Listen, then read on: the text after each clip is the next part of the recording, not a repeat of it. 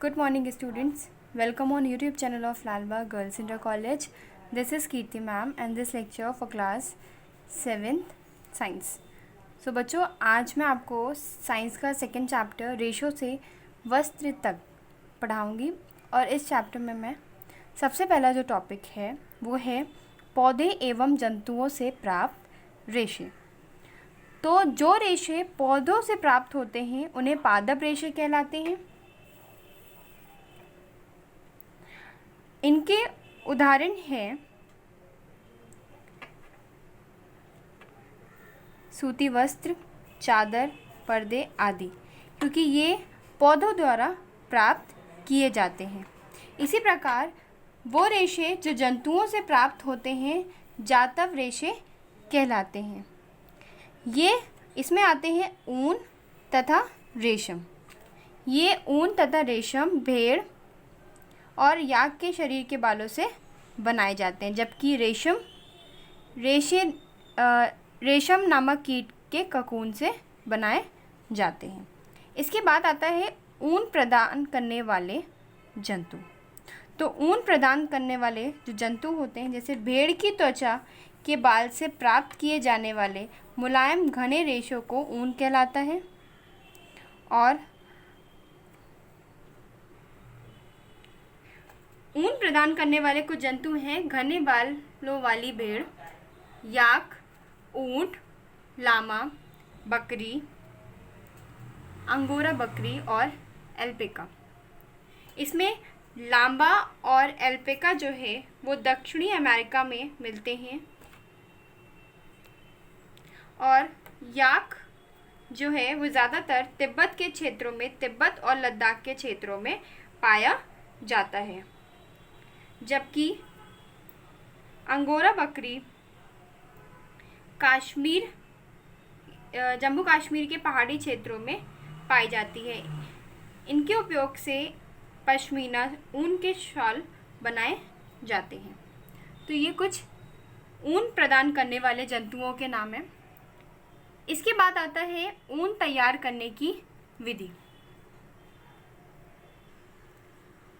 ऊन तैयार करने की विधि में आता है, इसमें सबसे पहले आता है भेड़ पालन और प्रजनन, यानी कि सबसे पहले भेड़ों को पाला जाता है। ये ज़्यादातर जम्मू कश्मीर, हिमाचल प्रदेश, उत्तराखंड, अरुणाचल प्रदेश, सिक्किम के क्षेत्रों, पहाड़ी क्षेत्रों में तथा हरियाणा, पंजाब, राजस्थान, गुजरात के मैदानी क्षेत्रों में गड़ेड़ियों द्वारा भेड़ों के झुंड पाले जाते हैं। भेड़ शाकाहारी होती हैं और ये घास पत्तियां खाना पसंद करती हैं। भेड़ की कुछ नस्लों के शरीर पर घने बाल होते हैं, जिनसे बड़ी मात्रा में अच्छी गुणवत्ता वाली ऊन प्राप्त होती है। ऐसे भेड़ों का उपयोग अच्छी नस्ल की भेड़ों को जन्म देने के लिए भी किया जाता है। नस्ली भेड़ों को जन्म देने के लिए जनक के रूप में उनकी चयन प्रक्रिया को ही वर्णात्मक प्रजनन कहते हैं। जनक के रूप में इनके चयन की प्रक्रिया को वर्णात्मक प्रजनन कहते हैं। भेड़ के रेशे को ऊन में संसाधित करने के विभिन्न चरण होते हैं। तो सबसे पहला आता है इसमें भेड़ों के बालों की कटाई। तो जब जो भेड़ें पाली जाती हैं उनके बालों की घनी वृद्धि हो जाती है, तो उनके बाद उनके बाल शरीर से उतार लिया जाता है। इसी प्रक्रिया को ऊन के रेशों की कटाई कहलाती है। सामान्यतः बालों को गर्मियों के मौसम में काटा जाता है, ताकि भेड़ों को इस मौसम में बालदार त्वचा वाले सुरक्षात्मक आवरण के न रहने पर कोई कठिनाई महसूस ना हो। तो इसीलिए भेड़ों के बालों की कटाई ज़्यादातर गर्मियों के मौसम में करी जाती है। इसके बाद आता है अभिमार्जन। अभिमार्जन क्या होता है? बालों की कटाई के बाद फिर उनके बालों को अच्छी तरह से पानी की टंकी में डाल के धोया जाता है, जिससे ताकि उनकी चिकनाई, धूल और गर्द जैसी चीज़ें बाहर निकल जाए। इसी क्रिया को अभिमार्जन कहा जाता है।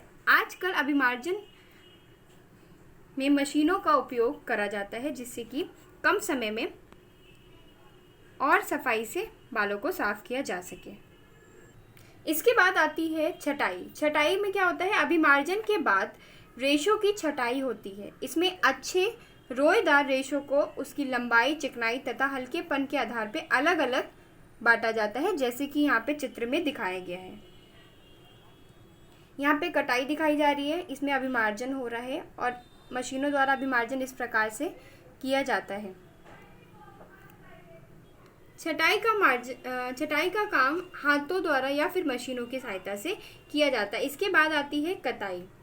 अभिमार्जन से प्राप्त रेशों को सुखा लिया जाता है और इस पर प्राप्त छोटे छोटे कोमल व फूले हुए रेशों की ऊन के धागे के रूप में परिवर्तित किया जाता है, जैसा कि यहाँ पे इस प्रकार किया जा रहा है। अब यहाँ पर जो अभिमार्जन के बाद और छटाई के बाद जो हमें रेशे प्राप्त होते हैं उनको धागे के रूप में परिवर्तित किया जाता है।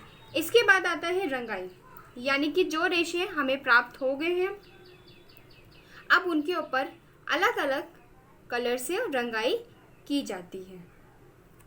इस प्रक्रिया में रंग बिरंगे ऊनी अक्सर आपस में उलझ जाते हैं।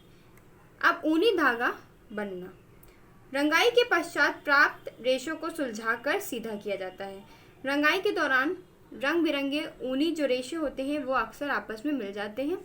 इसके लिए उनको अलग अलग सुलझाया जाता है, फिर लपेटकर उनसे धागा बनाया जाता है। तो लंबे रेशों को काटकर स्वेटर की बुनाई वाले ऊन में अपेक्षाकृत छोटे छोटे रेशों को काटकर ऊनी वस्त्रों की बुनाई में उपयोग किए जाते हैं। तो इस प्रकार भेड़ों के रेशों को ऊन में विभिन्न चरणों द्वारा संसाधित किया जाता है।